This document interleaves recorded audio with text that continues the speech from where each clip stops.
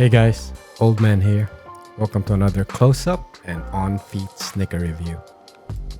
I've said it on a previous review before, but I'll say it again. The women's colorways are killing it this year. With that said, here's a close look at the Air Jordan 4 Shimmer. Let's talk about the colorway first. I don't know who creates all of these color descriptions for Nike, but the box says it's shimmer, metallic silver, centillion, and argent metallic. But all I really see is just the saturated peach, translucent white, and some silver Jumpman. I think the box color description is just overreaching. There are two color types that I'm just a sucker for though, and that's earth tones and pastel.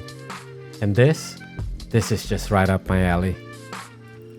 With regards to its materials, I was expecting the leather on these to be the same as the white Oreos.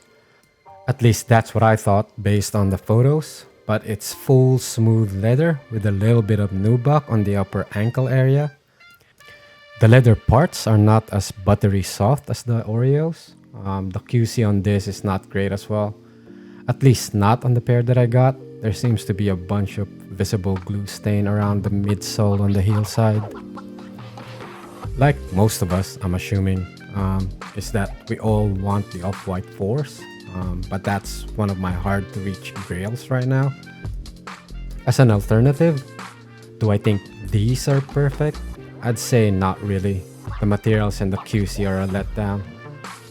It really is a poor man's version of the off-white 4s, but also it's too poor of a version. I'd probably explore some lace swapping on these. The white lace on it is good, but it seems a bit bland.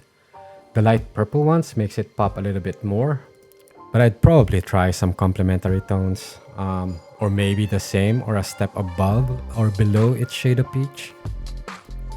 If you haven't already, please subscribe to my channel, like and comment on this video, and follow me on Instagram.